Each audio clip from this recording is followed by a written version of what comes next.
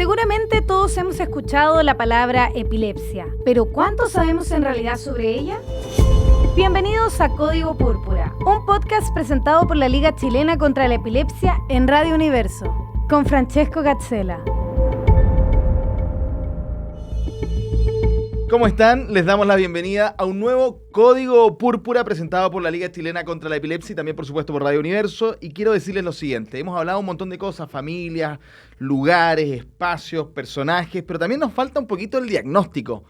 Queremos hablar de ese tema, diagnóstico y qué más, ahora qué. Todo eso lo vamos a conversar con la doctora Quirima Acevedo, ella es neuróloga infantil, también de adolescencia, presidenta de la Liga Chilena contra la Epilepsia y además académica de la Pontificia Universidad Católica de Chile. Muchas gracias por estar con nosotros. Muchas gracias a ustedes por recibirme hoy.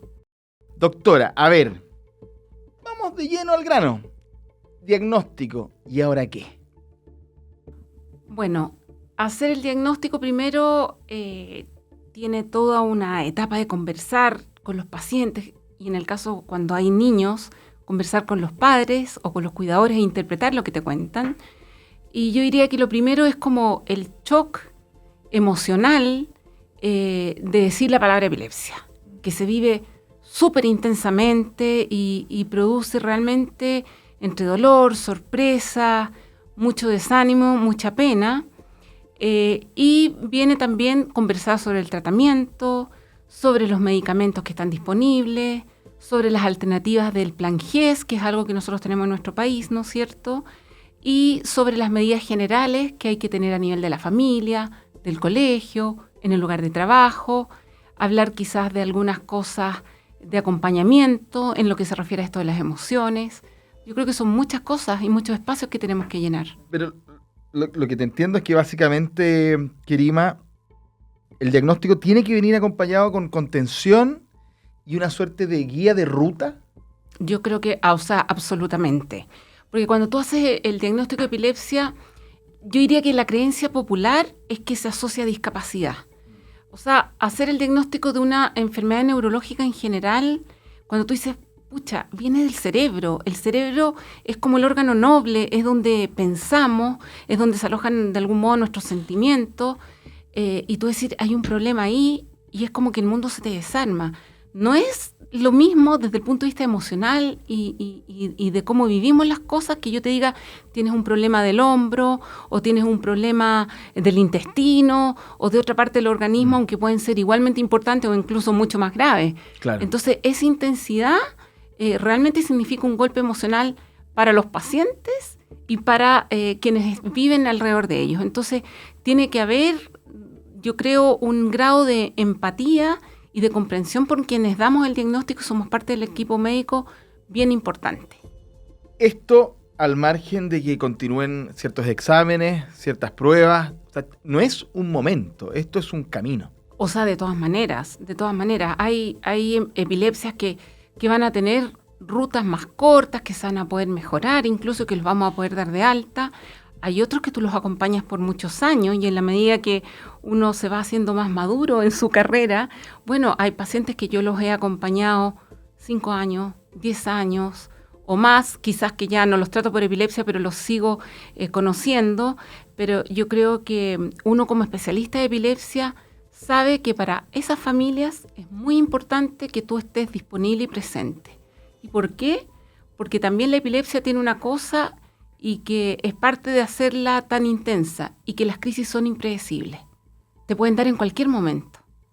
Y eso también te obliga como especialista a estar disponible para ellos y poder responder rápidamente cuando tienen una urgencia. ¿Cómo lo ha vivido usted todos estos años? Porque yo me imagino que el desafío profesional, la búsqueda y el estudio permanente, obviamente, esta parte de la contención es dura,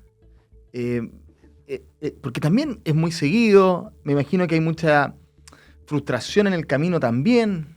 Bueno, hay frustración cuando te tocan casos difíciles y que son más complejos. Uno cuando habla de epilepsia tiene que hablar de las epilepsias, porque hay de muchos tipos distintos. Y también saber que la epilepsia se presenta a cualquiera de la vida, desde el recién nacido hasta el adulto mayor.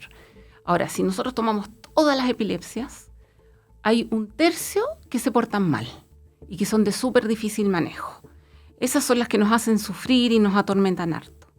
Hay 2/3, por otra parte, que son de manejo bastante más sencillo, unas un poquito más que otras, pero que tú vas a lograr controlar sus crisis. Entonces, bueno, yo diría que el componente emocional existe en todas y siempre vamos a tener que dar ese acompañamiento y dar la tranquilidad que necesitan. Y en el tercio difícil, ahí es donde la pista se pone pedregosa y así como es difícil para las familias, para nosotros como profesionales también es difícil.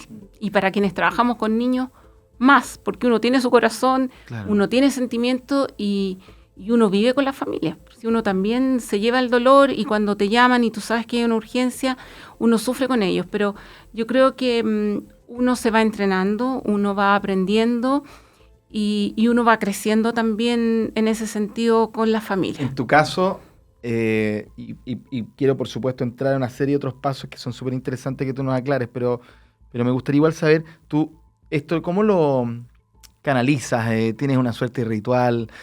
¿Ha sido la experiencia? O el volver a conversar con pacientes que quizás, y te das cuenta, pucha, qué bien lo que hemos hecho, cómo hemos avanzado en conjunto, digamos. Yo creo que un poco de todo, ¿eh? Yo, por un lado, creo que uno tiene su preparación profesional, yo creo que uno tiene su propia espiritualidad, en mi caso yo tengo fe, así que esas cosas me ayuda a conversar en familia, mi marido también es médico, conversar con mis colegas, los casos difíciles, cuando son difíciles en lo técnico, los converso con mi equipo de trabajo, con otros colegas.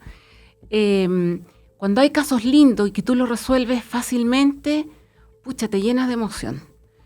Cuando te escribe una familia y te dice, doctora, gracias porque estamos súper bien, o tú lo ves en un control, y eso te da energía y fuerza para decir, pucha, lo estoy haciendo bien y realmente he cambiado una vida o he cambiado el pronóstico de una familia.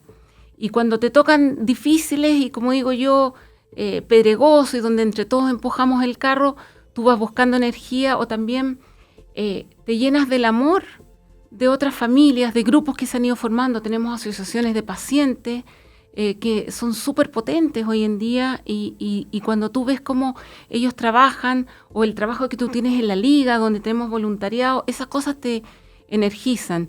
Y fíjate que de vez en cuando he recibido correos de familias que han tenido historias dolorosas y me dicen, pucha, gracias doctora por haber estado con nosotros, te acompañan, o de repente hemos dejado usar un medicamento y sabes que me los traen de regalo y me dicen, por favor, úselo con otro niño que los pueda necesitar, y esas cosas te vuelven a llenar de energía y a decir, echémosle para adelante.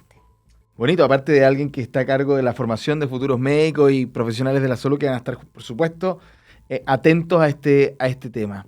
Ahora, ¿cómo, por ejemplo, vamos por etapas? Ok, cuando un médico sospecha, está haciendo el diagnóstico, que yo sé que tiene que ver mucho con una técnica, ¿no? La ciencia, ¿no? El examen, pero también los médicos, si no, serían robots los que hacen los diagnósticos. Ustedes tienen algo, la experiencia, la guata les dice. Y vamos para allá. ¿Cómo invitamos a la familia a ir para allá también? ¿Es inmediatamente, hagamos tal examen? ¿O se ocupa la palabra epilepsia desde un principio? ¿Cómo lo enfrentan? Estoy hablando del punto cero, por decirlo de alguna forma. Bueno, el punto cero, y en realidad más hacia allá también, es que el diagnóstico de la epilepsia es clínico.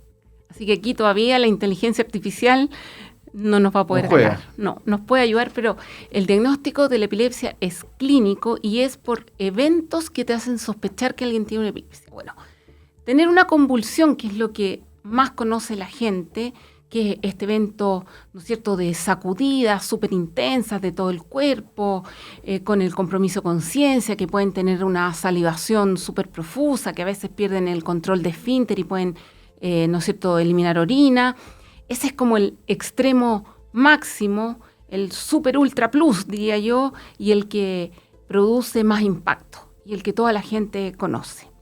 Hay otros tipos de crisis que son más sutiles, pueden ser lo que llamamos las crisis de ausencia, que son pequeñas desconexiones y te dicen, no, es que me quedo pegado, o mira, se le fue la onda, y eso le puede ocurrir en un niño 10, 20 veces en el día y duran 5 segundos, 10 segundos, son así, muy rápidas. Y hay otro tipo de crisis que pueden ser como saltitos que de repente tienen en la mañana, que vemos en los adolescentes, por ejemplo. o algunas sensaciones. ¿Qué le pides tú a las crisis? Que sean recurrentes, que hayan tenido más de una, en el caso de estas que son más sutiles. Entonces tú, a través del arte de la medicina, que es el interrogar, perdón, el sentarte y preguntar qué es lo que ha ocurrido, en qué situación, tenía fiebre, no tenía fiebre, le había ocurrido a otra persona, quién lo vio, lo grabó con un teléfono. Hoy día que todos tienen teléfonos inteligentes, ¿cierto? Entonces, esas cosas te permiten acercarte al diagnóstico y a veces tenemos mucha certeza ya con la clínica. ¿Pedimos exámenes para apoyar? Sí. ¿Cuál es el que más nos ayuda? El famoso electroencefalograma, en que ponemos estos cables en la cabeza, a los niños les decimos antenitas, ponemos las antenitas y registramos la actividad eléctrica del cerebro. Y eso nos puede ayudar. ¿Pero por qué el diagnóstico es clínico? Porque aunque yo repita muchos electros, puede pasar que hay un 20% de pacientes que teniendo epilepsia nunca les va a salir positivo el electro. Nunca vamos a encontrar la alteración. Un juego de probabilidades. Exactamente, por eso que el diagnóstico es clínico. Y hay otros exámenes que nos van a ayudar. Por ejemplo, la resonancia magnética para hacer imágenes y ver si hay alguna alteración en la estructura, en la forma del cerebro. Es así como tomar muchas fotos con harta precisión. Pero la clínica aquí juega un rol bien importante. Y de ahí se invita a cierto tratamiento, hay más de uno, se prueba. ¿Cómo se comunica eso también? Bueno, ahí lo que el médico debe explicar, porque el diagnóstico lo tiene que hacer un médico, ojalá con experiencia, con más entrenamiento, el tratamiento es con medicamentos. ¿Y cómo con medicamentos? Bueno, hoy en día tenemos muchísimos fármacos anticrisis, se llaman ahora, antes le decíamos fármacos antipilépticos, cambió la nomenclatura, y hay de distintos tipos. Hay algunos que sirven para lo que llamamos las crisis generalizadas, que son estas convulsiones, otros que son más para estas que son de saltito, otros nos sirven más para las desconexiones. Entonces uno busca el tratamiento, por un lado, de acuerdo al tipo de crisis, influye la edad del paciente. Por ejemplo, si es un niño pequeño, voy a ver si está en gotita, si está en jarabe. Importante, porque no claro, es fácil. O si el comprimido se puede partir, o cuántas veces al día hay que usarlo para que sea cómodo. También tenemos que saber si el paciente o la persona usa otros medicamentos para ver si compiten entre sí, por ejemplo. Si es una mujer joven, que yo pienso que existe la probabilidad de que se vaya a embarazar, bueno, también hay que escoger un medicamento que no vaya a interferir con ese embarazo y pueda producir malformaciones. Pero hay caminos, entonces. A por esta supuesto altura tenemos que una capacidad de... Sí, pues. ¿Y qué pasa si, por ejemplo, te toca enfrentarte a una persona, el paciente, a una familia, a los papás, no tengo idea, que son de estos que se resisten un poco a los remedios? ¿Cómo se dice? Porque tú me fuiste súper clara al principio. Esto es con remedio. Esto es con medicamentos, pero fíjate que hasta ahora nunca me ha tocado una familia que no los quiera tratar. Nunca. Siempre con medicamentos. Yo creo que explicando bien, yo creo que hay que tomarse el tiempo. O sea, hay que sentarse y explicar bien. Y en ese sentido, en la Liga Chilena contra la Epilepsia tenemos un montón de material de súper buena calidad, porque mencionamos al comienzo, ¿no es cierto?, de este capítulo, la inteligencia artificial, existe Google, existe mucha Internet, y eso puede ser muy bueno, pero también puede ser súper malo, porque Google no siempre dice la verdad y se equivoca. La fuente a la que uno llega. Exacto, entonces, por eso que yo muchas veces a mis pacientes les muestro nuestra página web. La tengo permanentemente abierta en mi consulta, no porque yo sea de la Liga, sino que porque nos hemos preocupado de tener información confiable y preparada para que la gente la pueda entender, porque también tú le podrías decir, bueno, busque un artículo médico, pero un artículo médico no está preparado para que lo lean personas que no son del ámbito de la salud, ¿te fijas? Sí. Entonces yo creo que si uno explica bien, si tú le dedicas el tiempo a decir, mire, estas son las probabilidades que yo estimo como profesional de que su hijo, su hermano, su mamá vuelva a tener una crisis, yo creo que eso se va entendiendo. Y yo te diría que en general la vivencia que tiene una familia, especialmente si ha sido una convulsión, esta crisis generalizada, es yo esto no lo quiero vivir nunca más en mi vida. Yo esto no se lo deseo, pero... Más que cuestionarlo, lo busco, lo Exacto. apoyo, lo sigo. Entonces se van convenciendo de que hay que tratar y obviamente tú tienes que mostrar las dos caras de la moneda. O sea, tú no puedes decir, mira, yo con esto lo voy a lograr todo porque no hay garantías del 100%. O sea, tú me preguntabas cómo lo escojo, una cosa probabilidades. Yo espero, con lo que indico, lograrlo, pero puede ser que necesite aumentar la dosis, puede ser que en la primera vuelta no le pegue el palo al gato y tenga que probar otro, te fijas, y no le achunte, entre comillas, a la primera. O puede ser que también los medicamentos tienen efectos secundarios y haya escogido uno que te dé una alergia, que es un efecto secundario frecuente. Por más que sea muy bueno para lo que estamos haciendo. ¿Te fijas o no? Entonces, eso también hay que decírselo a los pacientes. Y a los niños, ya que es tu área también, ¿cómo se le comunica a un niño este diagnóstico? Estoy pensando, ese niño va a querer hablar con sus amiguitos, niño o niña, obvio, o el primo, la prima, no sé, también tiene un espacio social.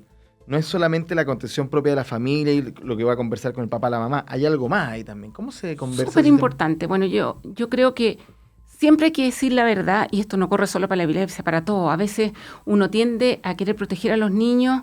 Fíjate que me tocó hace un par de meses una familia que había muerto un familiar. Me vinieron a ver porque, mire, es que hay un familiar que tenía epilepsia y estamos asustados porque mi hijo, qué sé yo, puede ser, no sé qué, y no le hemos contado que el tío se murió.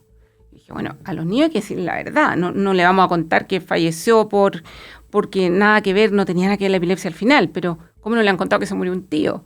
O sea, siempre hay que decir la verdad porque los niños se hacen rollos más grandes. Entonces, ¿qué le cuento yo a un niño que tiene epilepsia? Mira, tú tienes una epilepsia. ¿Qué es la epilepsia? Mira, es una enfermedad del cerebro en que tu cuerpo, tu cerebro hace como cortocircuito. Es como que se apaga la luz o se apaga la tele. Y para eso, en particular, nosotros tenemos un kit para niños, que es un kit digital, o sea, una caja de herramientas digital que está en nuestra página web y donde tenemos una Muppet, una títere, que es Trini, que les enseña a los niños y les explica. Y tenemos una enfermera, habla el psicólogo, también les hablo yo y les voy contando la aventura del diagnóstico de la epilepsia y en qué consisten los exámenes. Y tenemos una actuación de una crisis epiléptica con una marioneta. Entonces, muchas veces ellos no se acuerdan de lo que pasó, pero van entendiendo y te van preguntando de acuerdo a la edad que tienen, y tenemos videos y distintas cosas. Y me ha tocado niños que han tenido crisis en el colegio. Y sabes que yo he hablado con los papás y digo, bueno, invitemos a sus amiguitas, organicemos a sus amigos, organicemos un té en la casa, veamos este video con sus amigos para explicar. O hemos logrado que equipo de la liga va a hacer una educación al colegio para hacer una intervención, te fijas, y explicar que esto es algo tan natural como tener asma o como tener una alergia, pero que se llama epilepsia. Y los niños son mucho más receptivos que los adultos. Mucho más. Increíble. Bueno, doctora, Kerima Acevedo, lo dije bien, Kerima, ¿no? Súper impecable. Extraordinario. Neuróloga infantil, también por supuesto académica de la PUC y presidenta de la Liga Chilena contra la Epilepsia. Muchísimas gracias por estar con nosotros y por explicarnos todas estas cosas que son tan relevantes. Me imagino yo, para cerrar simplemente, Doc, una invitación a que las personas, no solamente está el material disponible, Código Púrpura para ustedes también, pero con su voz, ¿no? Que esto, porque yo sé, usted lo ha dicho un montón de veces, la leí en varias entrevistas, la vida es larga con esto. O sea, es tan larga que nadie está libre de que le pueda tocar, le puede pasar a cualquiera. Y si a uno le toca, yo creo que lo importante es aprender, eliminar el estigma, que es esta sensación de que es algo malo o que te va a impedir cumplir tus proyectos de vida. Porque con un buen tratamiento, con un apoyo integral, que es lo que nosotros como Liga de la Epilepsia tratamos de hacer, se puede lograr. Y queremos decir que la epilepsia no te detiene, sigue tus sueños y si te toca algo más difícil, siempre va a haber una mano amiga para acompañarte. Muchas gracias. De nada. Y muchas gracias a ustedes por vernos y escucharnos como siempre. Sigan los capítulos de Código Púrpura. Que estén bien. Chao. Esto fue Código Púrpura. Un espacio de conversación, ciencia, historias, mitos y verdades sobre la realidad de la epilepsia en Chile. Presentado por Liga Chilena contra la Epilepsia en Radio Universo.